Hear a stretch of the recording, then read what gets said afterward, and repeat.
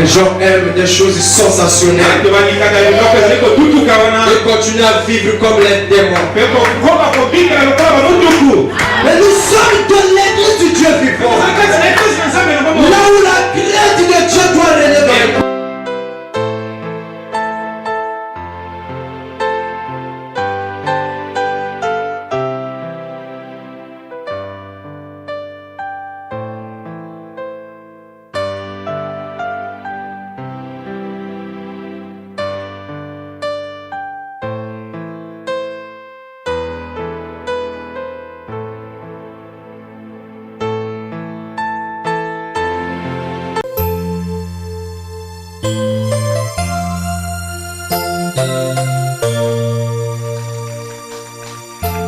Que Dieu vous bénisse. Que Dieu vous bénisse. Je vous salue tous dans le nom de notre Seigneur Jésus-Christ. Amen. C'est une grande bénédiction pour nous d'être de nouveau dans la maison de notre Seigneur. Car c'est là où nous recevons les bénédictions. Sans plus tarder, nous allons prendre nos Bibles. Matthieu chapitre 5, le verset 13.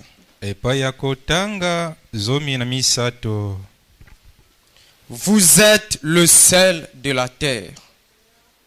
Mais si le sel perd sa saveur, avec quoi la lui rendra-t-on?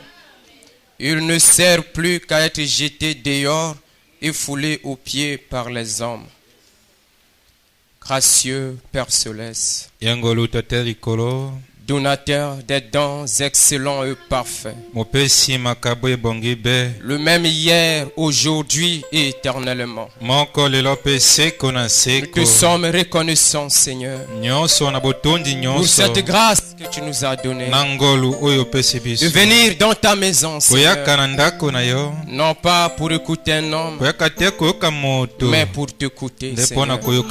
Laisse que la réunion de ce matin, Seigneur, soit une réunion de méditation, une réunion d'examen de soi. Chacun doit se rendre compte de l'état de son âme. Chacun doit revérifier son expérience. Car nous ne venons pas à l'église comme une habitude quelconque. Donc prophète dit, nous venons à l'église pour être des meilleurs hommes, des meilleures femmes, des meilleurs citoyens. Laisse que la grande onction qui a brisé les sceaux en ces derniers jours, que cette onction puisse prendre la prééminence de cette réunion. Que tout esprit contraire à ta parole soit chassé dans le puissant nom de Jésus-Christ. Guéris les malades, console les affligés, dans le précieux nom du Seigneur Jésus. Nous avons ainsi prié et demandé. Amen. C'est bongo. Que Dieu vous bénisse.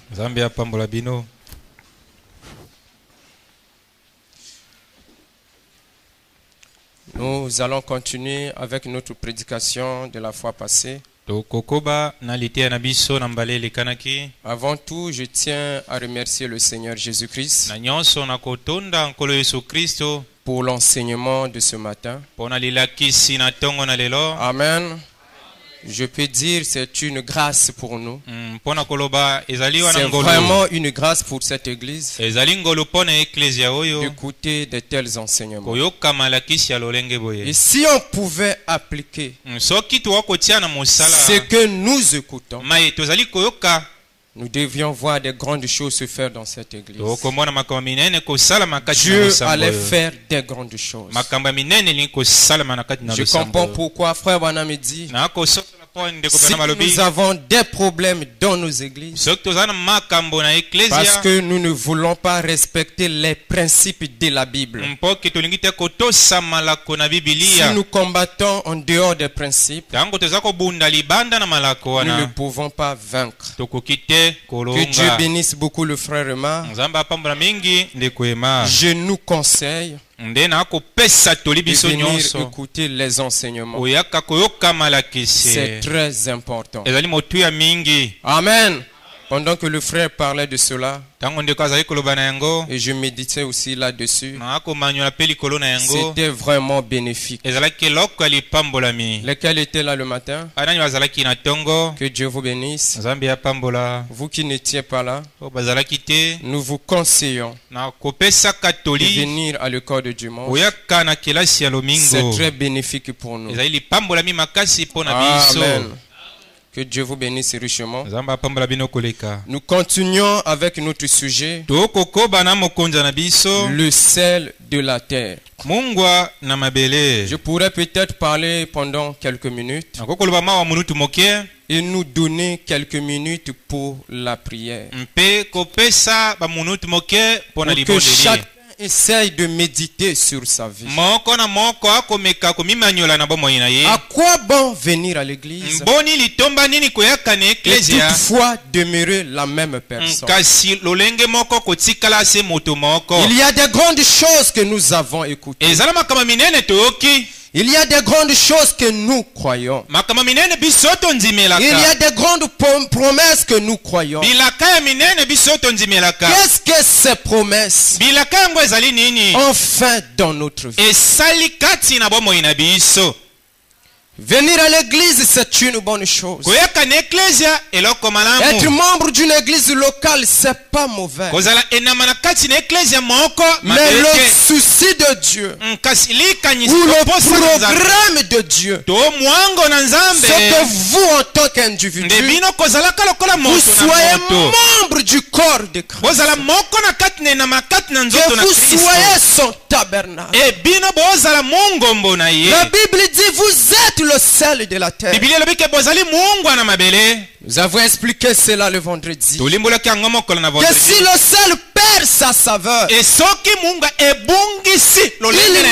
plus utile. Il n'est plus important. Je vous disais que lorsque nous parlons du sel, il ne s'agit pas du sel que l'on vend au marché. Mais le sel ici, il s'agit de vous. Il s'agit de moi. Et la saveur dont nous parlons aujourd'hui, il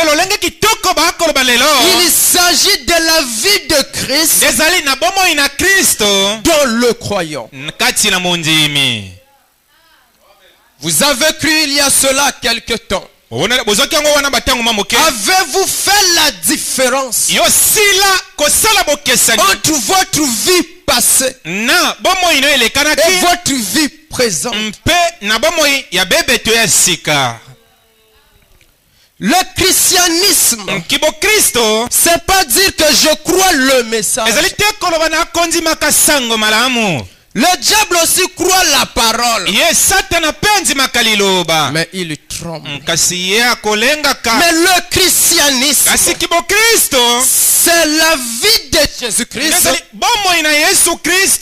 dans son église. Pendant que je suis en train de parler, méditez votre vie comme moi. Car le christianisme, c'est pas un jeu. Dieu ne regarde pas la quantité des gens, le nombre des gens. Dieu ne pèse pas une église par rapport au nombre de ses brebis, ou par rapport à l'éloquence de ses prédicateurs. Mais c'est par rapport à la qualité de l'esprit qui règne dans cette église. Mon ami dit que si je disais que Branham est tabernacle était l'endroit le plus spirituel au monde, mon ami dit c'était à cause de la qualité de l'esprit qui régnait à Branham tabernacle. Dieu ne regarde pas aux vestes que nous portons. Dieu ne regarde pas au nombre de diplômes que vous pouvez avoir. Mais Dieu regarde à une seule chose: sa présence dans le cœur du croyant. Mon ami dit ceci. Je vous dis, la réunion de ce matin, c'est une réunion de méditation. Dieu doit faire quelque chose dans notre cœur. Dans la prédication, l'identification. Paragraphe 13. Que nos vies soient si salées, afin que les autres voient notre manière d'agir et de vivre, et qu'ils aient le désir de mener la même vie et aussi.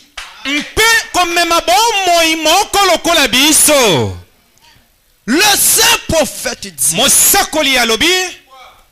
que nos vies à nous soient tellement salées, tellement imprégnées de la vie de Christ, à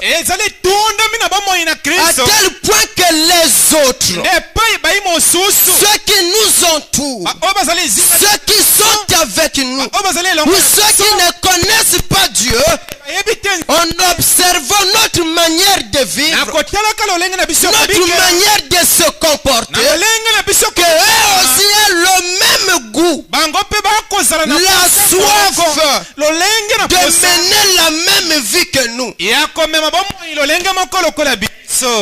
Je vous pose une question. La vie que toi tu mènes, est-ce que tu donnes aux autres l'envie, le goût, le désir de mener la même vie que toi, ou de servir le Seigneur, ou encore ta vie les éloigne de Dieu?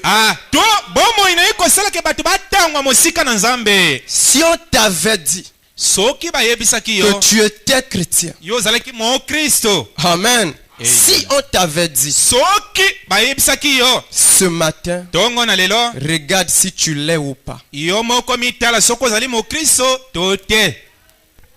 Le christianisme, c'est autre chose. Être chrétien, c'est être né de nouveau. Avoir l'esprit de Christ en vous. Amen. Amen. Que nos vies, je reprends, soient si salées, afin que les autres voient notre manière d'agir et de vivre, et qu'ils aient le désir de mener la même vie. Vous savez que Jésus a dit: vous êtes le sel de la terre. Mais si le sel a perdu son témoignage, sa saveur, sa puissance d'attraction, alors il ne peut plus guérir ou préserver. Le sel préserve lorsqu'il entre en contact. Amen. Amen. Le sel préserve lorsqu'il entre en contact, et nous devons être le point de contact de Dieu. Nous devons être le point de contact de Dieu. Nous sommes son point de contact. Comme s'il refait bien des fois frère Robert, sur le fait de poser la main sur un poste radio, autre chose qui serve de point de contact. Dieu n'a pas une autre manière de se manifester, de se faire connaître au monde, en dehors de t'utiliser toi frère ou soeur. Mon ami dit que vous êtes la seule Bible vivante. Vous êtes des Bibles vivantes. Vous êtes le représentant de Christ là où vous vous trouvez. Au quartier, vous représentez Christ. À l'école, vous représentez Christ. Au marché, vous représentez Christ. Et n'oubliez pas que la vie que vous menez, le monde vous observe. Le monde vous regarde. Et vous représentez la moisson là où vous vous trouvez. La vie que vous menez peut porter une opprobre sur la la moisson. Amen. Amen. Êtes-vous le sel avec la saveur? Ou êtes-vous un sel sans saveur? Autrefois tu étais un frère. Tu aimais la parole. Tu aimais les choses de Dieu. Où est parti ces choses? Tu deviens tout sauf chrétien. Et on se contente de venir à l'église. Comme on nous disait parfois, vous avez cru la parole, vous êtes sauvés. On avait peut-être mal compris. Croire la parole, c'est vivre la parole. C'est ça la vraie manière de croire la parole. Jésus a dit, si vous m'aimez, gardez mes commandements. Il ne s'agit pas de prendre la Bible et de mettre sous les tiroirs, mais c'est de vivre ce que vous prétendez croire. Frère Branham dit, si tous ceux qui professent le nom de Jésus vivaient en conséquence de cela, ce monde se convertira dans les 24 heures qui suivent. Si tous ceux qui se disent frères du message menaient la vie correcte, qui témoignaient réellement ce qu'ils croient, beaucoup allaient croire la parole sans pourtant qu'on puisse les prêcher. Parce que votre vie est une prédication. La vie que vous menez est toute une prédication. Amen. Amen. Regardez-vous là où vous vous trouvez. Quel est le témoignage qu'on dit de vous? Qu'est-ce qu'on dit de vous par les voisins? Quel est votre témoignage auprès de vos voisins? Représentes-tu réellement Christ? Ou c'est une opprobre que tu jettes sur la parole? Et le dimanche, te vois en cravate ou en jupe. Tu viens s'asseoir à l'église. Et à la fin, tu répares la même personne. Écoute-moi, frère et soeur. On ne se moque pas de Dieu. La Bible dit, c'est qu'un homme aura semé, il le moissonnera aussi. Et je vous conseille ce matin de s'aimer pour l'esprit, de mettre vos cœurs en ordre avec Dieu. Amen. Amen. Là où vous êtes, les gens vous regardent. Dans la prédication, le départ soudain secret de l'église, Frère Branham me raconte une histoire. Il y avait un homme méchant qui ne traitait pas bien sa famille. Il venait aussi à l'église. On lui prêchait la parole. Cet homme-là, ça ne lui ferait rien. Il était toujours la même personne. Mais une fois, là où il travaillait, il y avait un frère. Un frère digne de ce nom. Un véritable chrétien né de nouveau, qui menait une vie correcte, une vie qui honorait Christ. Quel que soit ce qu'on disait de lui, on pouvait l'injurier, le dire n'importe quoi. Il ne s'enflammait pas. Son attitude était toujours positive. Mais l'autre frère l'observait. L'autre frère le regardait. Et sa vie a commencé à influencer celle de l'autre frère. Un jour à l'église, le pasteur a prêché la parole. Le frère a pris la décision de donner sa vie au Seigneur. Ça a étonné le pasteur. Le pasteur lui a posé la question. Qu'est-ce qui t'a fait prendre une telle décision? Quel est ce sermon que moi j'ai prêché?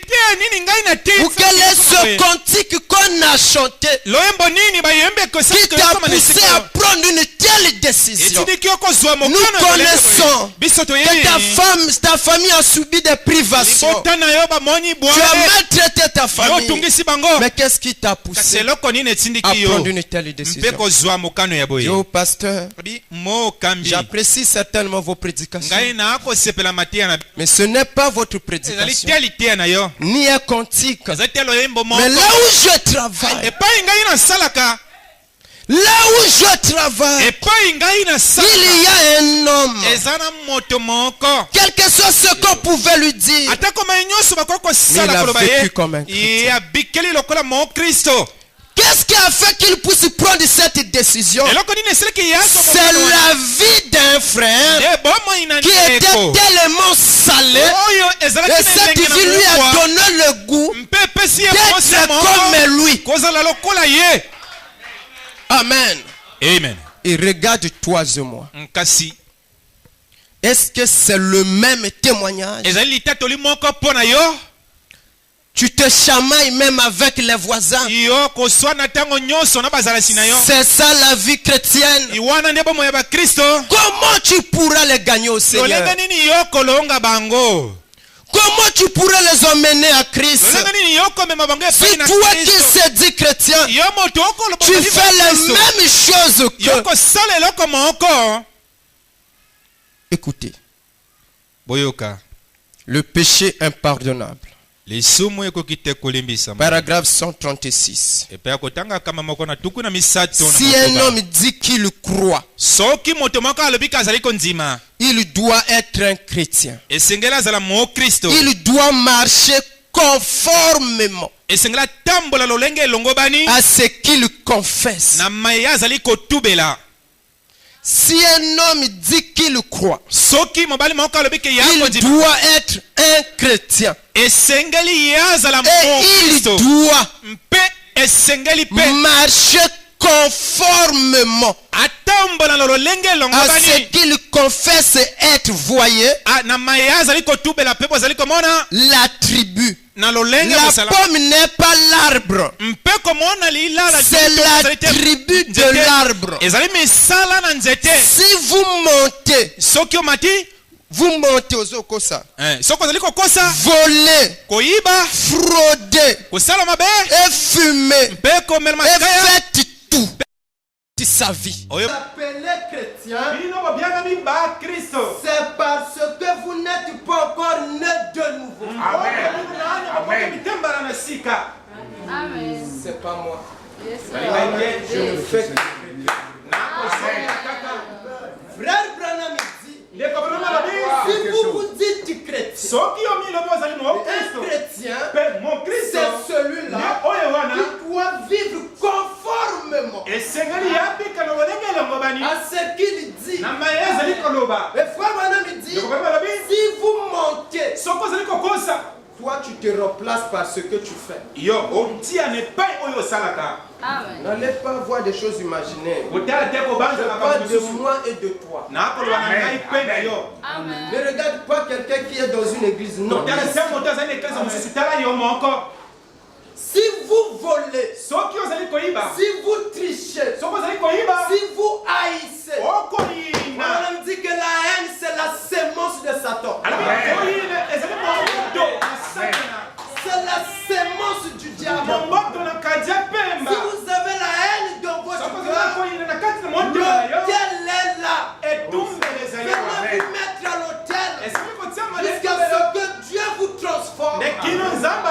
Aucun cœur n'ira au ciel. Vers là-bas de l'autre côté, on avait dit à William Marion Branham, le prophète de cet âge, que seul l'amour divin, seul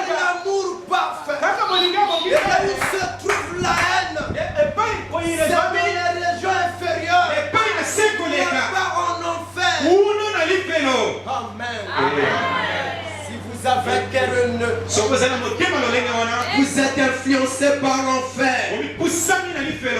Amen. Celui qui est, la haine ne vient pas de Dieu. Le père de la haine, c'est Caïn. Les œuvres que vous manifestez, il y a quelqu'un qui a fait ça avant vous. Et ce que vous faites, vous vous identifiez à cette personne. Comment un frère peut haïr son frère? Comment une soeur peut haïr sa soeur? Et vous prétendez aller au ciel. Quel ciel voulez-vous partir? Pas le ciel de Jésus-Christ. Là-bas seuls les amoureux entreront. Mais les gens qui se haïssent, qui haïssent même les ennemis, ne sont pas dignes d'être appelés. Amen. Si vous volez, vous trichez, vous êtes dans l'impudicité, dans l'adultère, dans les commérages, dans les mensonges, c'est une preuve que vous n'êtes pas encore né de nouveau. Car ces fruits sont les fruits d'un arbre appelé incrédulité. Je répète cela. Je me répéter. Si un homme dit qu'il croit, il doit être un chrétien. Il doit marcher conformément à ce qu'il confesse être. Oh, que Dieu fasse pénétrer ceci dans nos cœurs. La pomme n'est pas l'arbre, c'est l'attribut de l'arbre. Si vous montez, la Bible dit que le père du mensonge c'est le diable. Si vous montez, volez, fraudez, et fumez, et faites tout, et que vous vous appelez chrétien, c'est parce que vous n'êtes pas encore né de nouveau. Le dit c'est juste. Cela montre que c'est le genre de vie que vous portez. Jésus a dit, vous les reconnaîtrez à leurs fruits. Voyez-vous la vie que vous menez montre celui qui est assis sur le trône de votre cœur. Ma soeur, pose-toi la question. La vie que je mène, est-ce que je reflète le christianisme? Est-ce que j'honore ce message que le prophète a consacré toute sa vie pour la porter? Est-ce que mon témoignage honore le Seigneur Jésus? Car ce que vous faites, il y a un œil qui vous voit. On ne se moque pas de Dieu, mes frères. Non. On ne se moque pas de Dieu. Et si vous pensez aller au ciel avec cette vie, et Dieu vous fait entrer comme ça, alors il est un Dieu injuste. Il sera obligé de demander pardon à ceux de Sodome et Gomorrhe pour les avoir détruits. Et toi, frère, comment tu peux avoir une copine et te dire chrétien du message? Comment vous pouvez expliquer ça? Pouvez-vous imaginer l'apôtre Paul avec une copine? Ça, c'est quel message? Le message, c'est la pureté. Le message, c'est la sainteté. C'est une vie consacrée à la parole. Voilà le message de Frère Branham. Le message auquel il a donné toute sa vie. Moisson tabernacle. Il est temps que nous reviendrons à la parole infaillible du Dieu vivant. Au principe que les apôtres ont combattu. Au principe que ce prophète a consacré toute sa vie. Une église pure.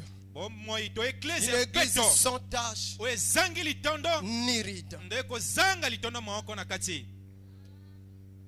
Église du Dieu vivant. Croire la parole, avoir la connaissance, c'est une bonne chose. Mais une connaissance sans vie ne vous servira à rien. Le diable connaît la parole, frère Branham dit même plus que vous. Devant Jésus, il citait la parole. Et frère Branham dit Jésus n'avait pas dit que c'est faux. Jésus savait que les citations que Satan donnait, c'était des citations qui étaient justes. Donc citer la parole, c'est une chose. Mais vivre ce qu'on cite, c'est une autre chose.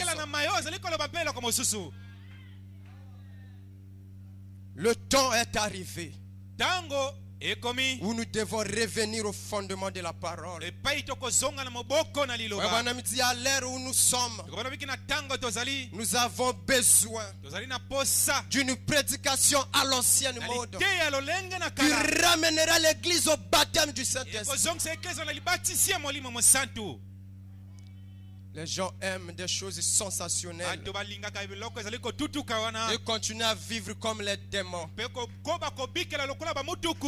Mais nous sommes dans l'église du Dieu vivant, là où la crainte de Dieu doit régner dans les croyants. L'église. Revenons à la parole. Revenons au principe infaillible de la parole du Dieu vivant. Si ceux du temps de Noé, Dieu les a détruits. Ceux de Sodome, Dieu les a détruits. Va-t-il pardonner ceux d'aujourd'hui? Pourquoi copier le monde? Pourquoi copier le monde? Les femmes que vous voyez dans les cinémas ne sont pas vos modèles. Votre modèle, c'est le message. Votre modèle, c'est la Bible de Dieu. Pourquoi copier les modes du monde? Pourquoi copier ce que vous voyez dans les internets? Ça ne peut que vous apporter la mort. Il y a une seule chose qui peut vous donner la vie. C'est le message prêché par William Branham. Voilà le seul modèle de l'église. Tout autre terrain n'est que du sable mouvant. Christ seul est le fondement solide. Et c'est là où nous devons nous tenir. Écoutez, Église. Les œuvres que je fais rendre témoignage de moi. Paragraphe 30. Qu'est-ce qui ne va pas en moi ici ce soir? Ne suis-je pas allé prier à la colline pendant une demi-journée pour revenir ici prêcher l'évangile aux gens, à une réunion de guérison? Je ne comprends pas cela. Mais peut-être que Dieu veut qu'il en soit ainsi. Très bien. Tout ce que Dieu veut, amen. J'allais parler ce soir sur comment croire sa parole. Mais lui a commencé quelque chose d'autre. Bien, il est ici. Et si je dis la vérité, Dieu me rendra témoignage. Et si je ne dis pas la vérité, il n'y aura rien à faire avec moi. N'est-ce pas, frère? Écoutez ceci. Et souvenez-vous, petits enfants, peu m'importe l'église dont vous êtes membre, ce que vous avez fait, combien vous avez fait telle ou telle ou autre chose, combien vous avez mis dans le plateau d'offrande, ou si vous êtes diacre, prédicateur, pasteur, ou si vous êtes un laïc, ou quoi que ce soit, vous n'entrerez jamais dans le royaume de Dieu, à moins que le Saint-Esprit vous scelle dans le royaume par son amour divin.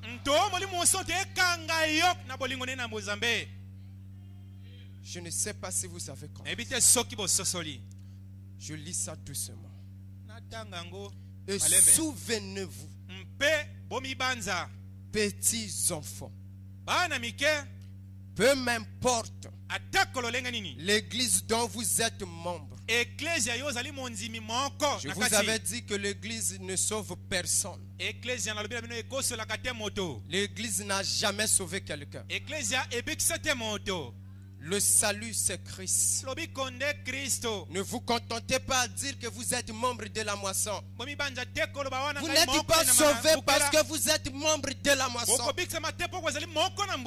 Mais ce qui fera de vous quelqu'un, c'est lorsque vous naissez de nouveau par l'Esprit de Christ. C'est ça, être chrétien. Petits enfants, peu m'importe l'église dont vous êtes membre, ce que vous avez fait, combien vous avez fait telle ou telle autre chose, combien vous avez mis dans le plateau d'offrande. Oh frère, je donne beaucoup d'argent à l'église.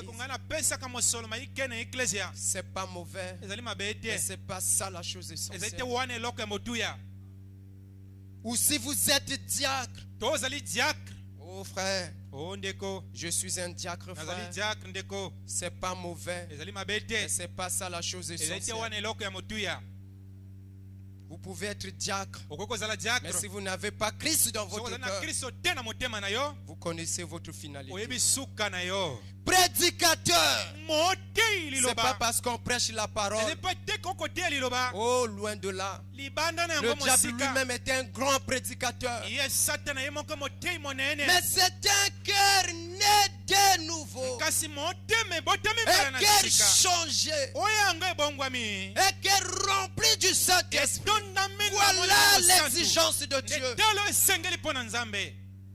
Pasteur, le diable a ses églises partout. Il a ses pasteurs dans les tabernacles en train de prêcher. Frère Branham dit le diable est un frère. Il prêche la parole. Mais c'est pas ça la chose essentielle. C'est pas ce qui fera de vous quelqu'un qui ira au ciel. Frère Branham dit un laïc, un membre de l'église. Frère Branham dit quoi que ce soit, vous n'entrerez jamais. Frère Branham dit jamais dans le royaume de Dieu, à moins que le Saint-Esprit vous ait scellé dans le royaume par son amour divin. On revient à ce que le frère disait le matin. Alors tous les chrétiens du monde seront vos frères et vos sœurs. Le monde est scellé dehors et Dieu est scellé à l'intérieur. Quand vous vous aimez sincèrement, d'un amour divin et chrétien, c'est vrai, alors vous saurez donc que le Saint-Esprit travaille par vous. Quand vous aimez sincèrement d'un amour divin chrétien, alors vous saurez donc que le Saint-Esprit travaille par vous. On a dit c'est vrai. Ainsi c'est à leur fruit. Il répète ça souvent. C'est à leur fruit que vous les reconnaîtrez. Alors frère, examinons-nous. Il est plus tard que vous ne le pensez. Quel genre de fruits nous manifestons? Est-ce que notre vie honore la parole? Est-ce que notre vie honore le message? Regarde là où tu te trouves. Vois ce que tu fais ou ce que tu as fait. Est-ce que c'est juste? Regarde ton cœur là où tu es assis. Pourquoi venir à l'église et repartir ainsi? Non. S'il y a un conseil à vous donner ce matin, vous devez venir à l'autel. Oh Dieu, je suis un homme indigne. Tout ce temps, j'ai blagué avec ta parole. Je n'ai fait qu'apporter l'opprobre à ta parole. Dans mon entourage, à l'école, au travail, ce n'est que la honte. J'ai même peur, honte de dire que je suis un frère. Si vous voyez un frère qui a du mal à dire qu'il est un croyant du message, c'est à cause de sa vie à lui. Parce que les païens savent la manière des gens du message de vivre. Lui aussi est un frère. Il prie chez vous. Voilà le témoignage que nous avons. Elle est aussi votre soeur. Oh là là. Ma soeur, je ne dis pas ceci pour vous offenser. C'est l'amour de Dieu pour vous. Revenez à Dieu. Vous ne vous parlez pas à l'église. Vous, sœurs du message. Ceci peut être un dernier avertissement pour vous. Dieu ne parle pas en vain. Comment vous êtes ennemi dans le message? Dans l'église de Dieu. Oh, que Dieu ait pitié de nous. Que Dieu ait pitié de nous. Et on s'est dit, croyons de la parole. En route pour le ciel. Quel ciel? Quel ciel? Avec toutes ces saletés dans le cœur. Dieu n'honore pas un cœur souillé. Dieu n'honore pas un cœur rempli du péché. Le péché, c'est l'ennemi de Dieu. Revenez à Dieu. Et il reviendra à vous. Amenez vos fardeaux, Seigneur. Pourquoi continuer à vivre ainsi? La manière dont vous traitez votre voisin, celui qui vous a fait du mal, regardez les réponses que vous donnez. Des réponses méchantes. Alors que le prophète dit, on ne chasse pas un démon par une mauvaise attitude. Il faut toujours projeter l'amour. Descendre pour sauver l'autre. Si les gens pensent que je suis mystique, je ne suis pas mystique. Ici, mon secret, c'est l'amour. C'est ça le secret du message. Vivre une vie que les autres auront le désir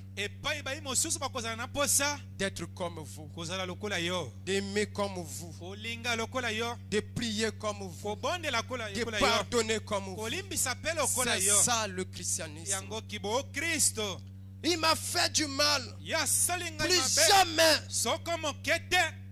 Et après frère Shalom, alors que Shalom c'est la paix, tu es en train de transmettre la mort à ton frère. Tu es en train de transmettre la mort à ton frère. Oh, que Dieu nous aide. Frère Branham dit ceci.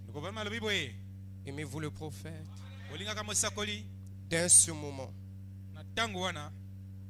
Paragraphe 41.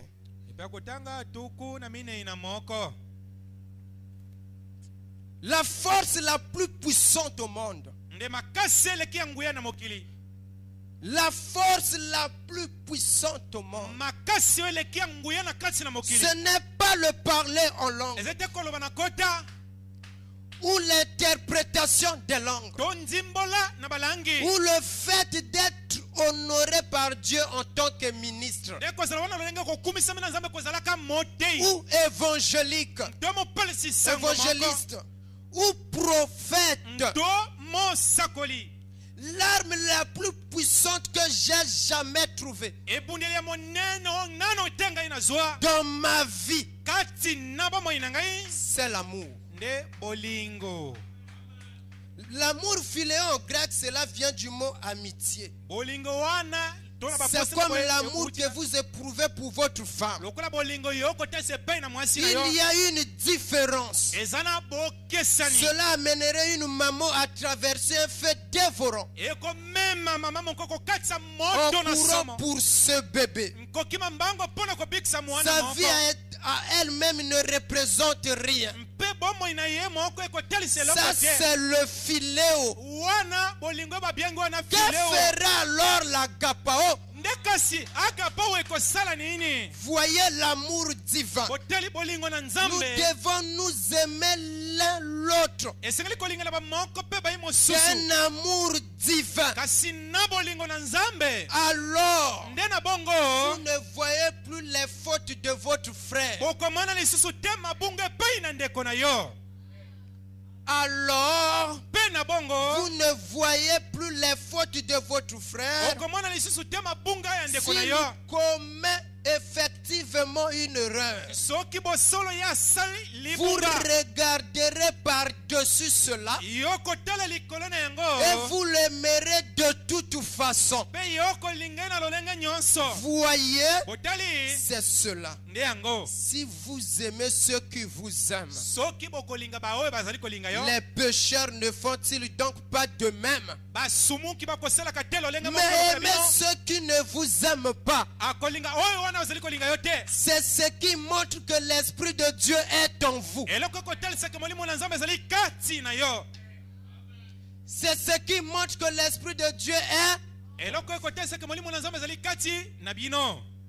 Car il vous a aimé quand vous étiez son ennemi. Et il vous a aimé. Et si cet esprit est en vous, il vous fera aimer votre ennemi comme vous aimez votre ami. Quelle citation! Il vous fera aimer votre ennemi comme vous aimez votre ami. Si l'esprit de Christ est en vous, est-ce que c'est le cas pour toi et moi? Est-ce que nous aimons nos ennemis comme nous aimons nos amis? Voilà là où nous nous trouvons. Madame dit le corps le plus malade, c'est le corps de Christ. Manque d'amour. Nous devenons tout sauf des chrétiens. Votre vie doit rendre témoignage de la parole de Dieu. Quand les apôtres marchaient, on lisait en eux la vie de Jésus. Quand Frère Branham marchait, il était un modèle. Et quand nous marchons, sommes-nous des modèles où nous portons l'opprobre sous la cause de Christ? Ne prends pas ceci à la légèreté. Ne soyez pas comme cette femme qui critiquait cette fille qui partait à l'église de Frère Branham. Parce que Frère Branham était dur. Il tenait à la parole. disait la vérité à son église. Et cette fille était là où elle aimait la liberté. Là où elle peut tout faire. Là où on peut la laisser faire tout ce qu'il semble bon. Mais comme la mort vient toujours au rendez-vous, l'ennemi de tous les mortels, elle a attrapé une maladie vénérienne. Elle était là en train de mourir. Ceux de l'école de dimanche sont venus. Comme elle enseignait l'école de dimanche, chanter les cantiques pour voir comment est-ce que leur monitrice va au ciel. Elle a dit appelez le pasteur. Le pasteur est arrivé. Il était en train de fumer sa cigarette. Il a jeté sa cigarette. Il est venu. Il dit appelez le médecin. Elle a dit je n'ai pas besoin de médecin. Elle a dit toi imposteur. Elle a commencé à injurier son pasteur. Elle qui hier son pasteur était le meilleur. Parce que le pasteur l'a laissé faire tout ce qu'il semblait bon. Mais elle ne savait pas ce qu'il attendait à la fin. La finalité c'était quoi? La mort ne change pas la condition d'une âme. Si vous mourrez un pécheur, vous partez en enfer. Elle a dit appelez-moi cette fille. Elle s'est rendue compte que là où cette fille priait, c'était la vérité. C'était l'ancien évangile. Une prédication qui ne faisait pas de compromis. Ce que vous faites, ça semble être bon. On dit que le péché est attrayant. Le péché est beau. On dit si l'autre savait que sa femme allait devenir une statue de sel, l'autre n'allait pas prendre la décision qu'il avait prise. Il a regardé à la beauté. Il a regardé aux belles choses du monde. On a dit que sa femme était une directrice de toutes les associations de Sodome. Et lui, l'autre était le maire de la ville. Mais l'autre ne connaissait pas ce qui lui attendait à la fin. Qu'est-ce qui lui est arrivé? C'était horrible. Sa femme est devenue une statue de sel. Mais Abraham le prophète, il a regardé au moyen de la foi. Il n'a pas regardé le présent. Il savait que les souffrances du temps présent ne sont pas comparables à la gloire à venir. Ne vous laissez pas influencer par le monde. Ce monde est à sa fin. Ce monde est à sa fin. Le seul avenir c'est Christ. C'est la seule assurance vie. Christ l'espérance de la gloire. Pourquoi ne vous abandonnez pas à lui? Pourquoi ne levez-vous pas les mains, Seigneur? J'abandonne tout. J'abandonne tout, Seigneur. Écoutez ceci. Là où je pense les Pentecôtistes sont faillis. Paragraphe 65. J'ai souvent dit ceci. Soyez salés. Et le monde aura soif. Il a dit vous êtes le sel de la terre. Devenez simplement salés. Et le monde aura soif. Menez dans votre entourage et autour de vous une vie tel que les gens reconnaissent et disent voici un véritable chrétien. Je vous l'assure, si jamais il y a un chrétien, on voit là un. Si jamais il y a une chrétienne, on voit là une. On doit naître ainsi. Je préférerais avoir cela dans mon cœur que d'avoir tous les dons que Dieu a dans sa Bible. C'est vrai. Car la Bible dit, même si je parle les langues des hommes et des anges, il peut le faire. Si je n'ai pas la charité, je ne suis rien. Même si j'ai la sagesse pour comprendre toute la parole, sans la charité, je ne suis rien. Même si la foi pour déplacer les montagnes, si je viens ici et la foi, non seulement pour guérir les malades, mais même pour déplacer des montagnes, mais que je n'ai pas l'amour, même si je pouvais. Église, le temps est arrivé dans votre entourage. S'il y a un chrétien qu'on doit pointer le doigt,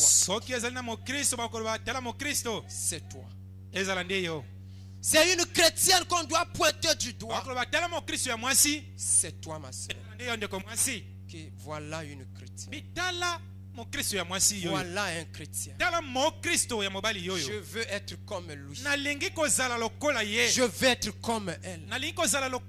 Sa vie m'intéresse. Il a Dieu ce temps.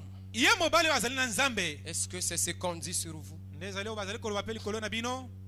Toi qui disputes les copains avec les païennes. Toi qui as le mari d'autrui, tu le sais là où tu es. Tu es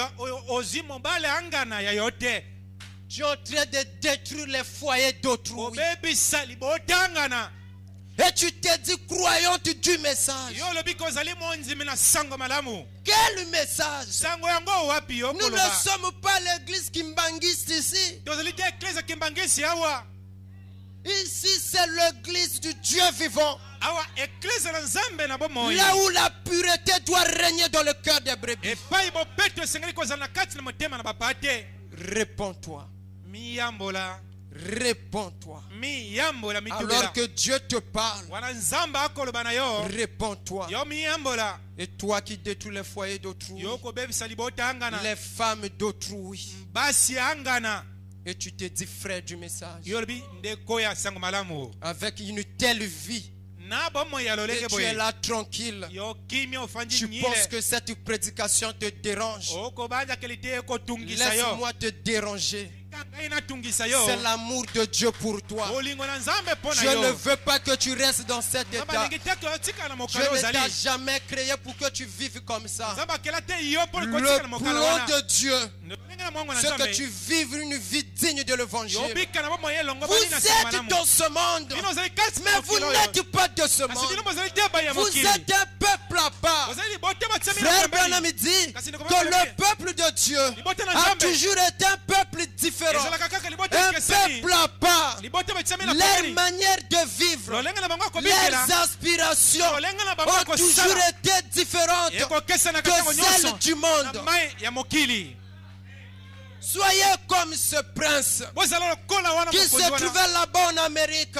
Il savait qu'il était un homme, un fils du roi. Bien qu'il était esclave comme les autres.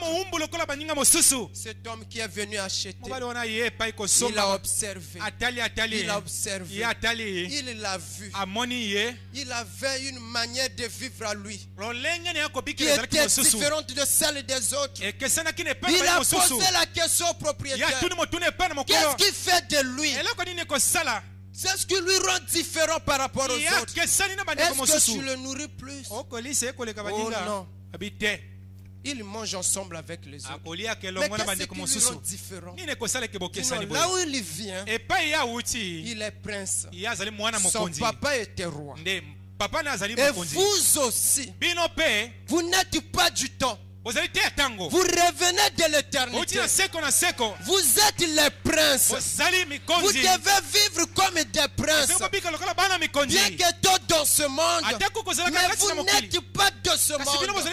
Votre façon de se comporter, votre façon de parler, votre façon de traiter les gens doit être différente de celle du monde. Viens à lui. Il reviendra à toi. Le temps est arrivé où l'église doit se mettre à genoux et invoquer le nom du Seigneur. Les promesses de Dieu sont vraies. Mais qu'est-ce qui ne va pas avec l'église? Le péché a lié l'église. Les Philistins sont sur l'église. Et ça a rendu l'église faible comme jamais. C'est comme si Dieu n'est pas là. Non, il est toujours là. Il ne quittera jamais ce message. Ce message est toujours vrai. Et l'ange de l'Éternel est toujours là pour confirmer ce message. Mais qu'est-ce qui ne va pas? Le péché a lié les gens. Débarrassons-nous du péché. Et alors Dieu agira. Méditez sur votre vie. Mon frère, est-ce que ta vie est digne de l'évangile? La grâce de Dieu est disposée pour quiconque veut se repentir. Est-ce que ton cœur est en ordre avec Dieu? Ne fais pas semblant. Ne fais pas semblant. Rentre en toi-même. Est-ce que ça va réellement?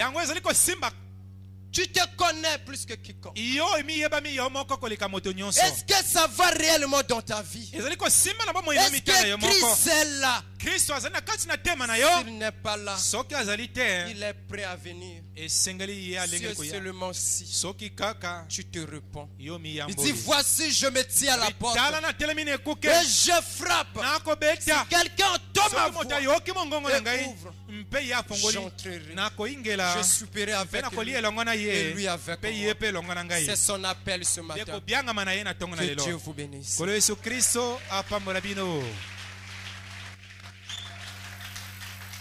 Alors que nous allons nous lever, voilà. Chacun essaie de regarder à sa vie. Si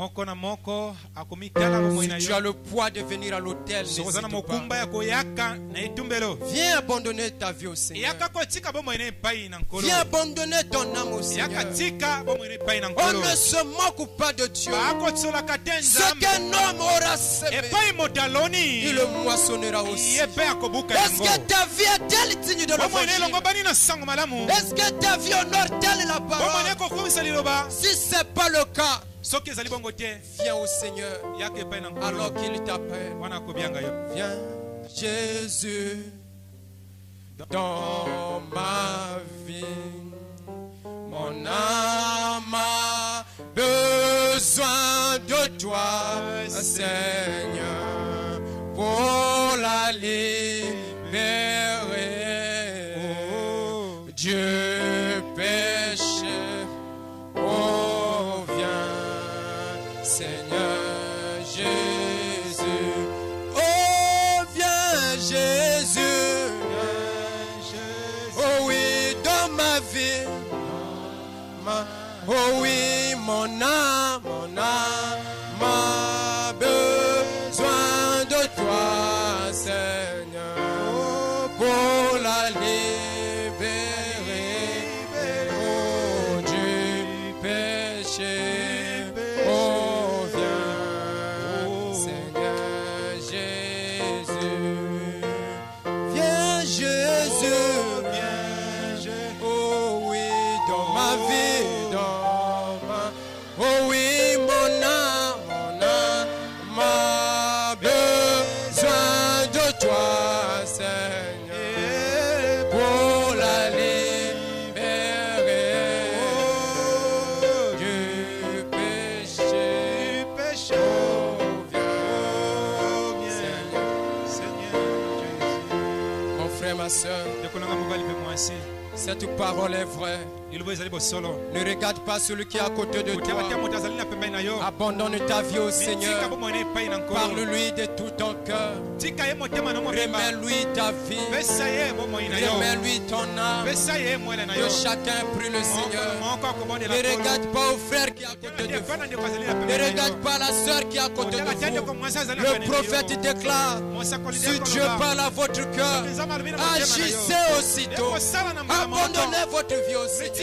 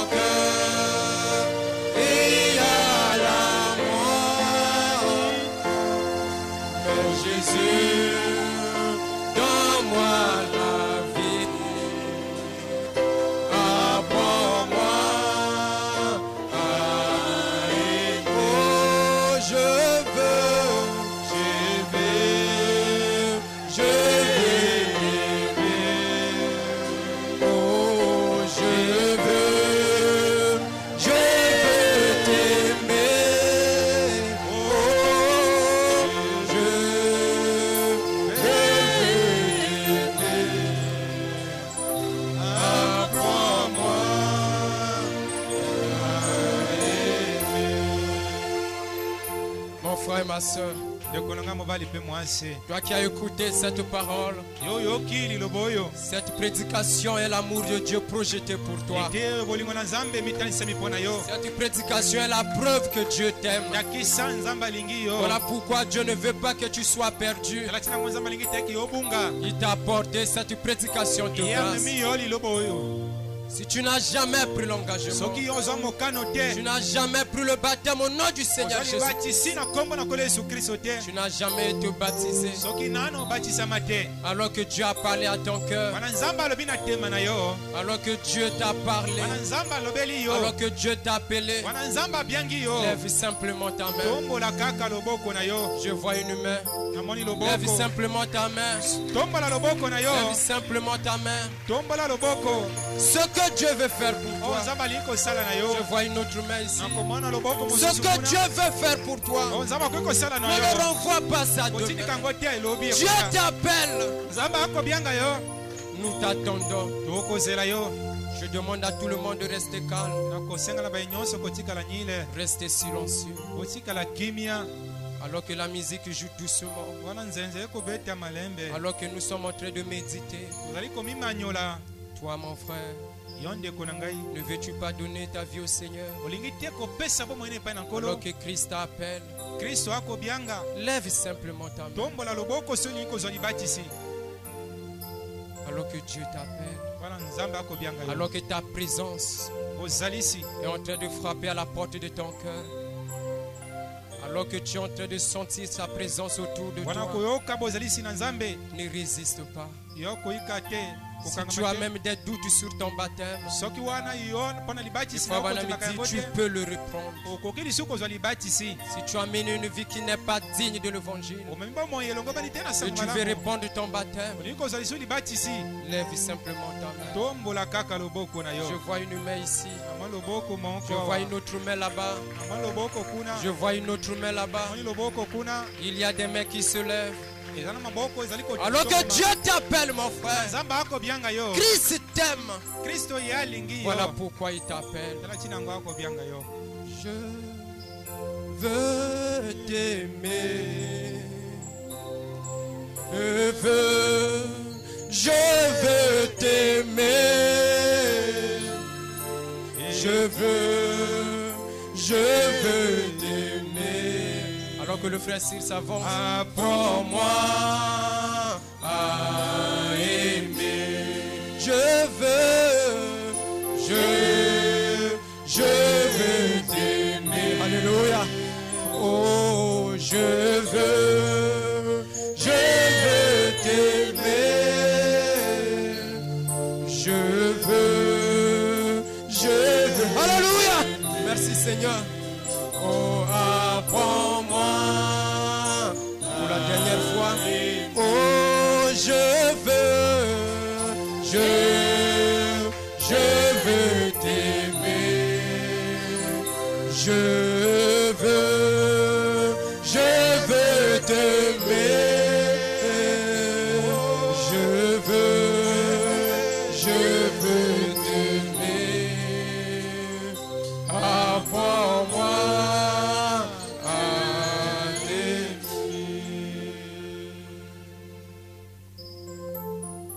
Bien-aimé Jésus-Christ, notre Dieu. Tu es l'incomparable. C'est toi le Père de l'éternité. C'est toi notre Sauveur. Il n'y en a pas deux, Seigneur.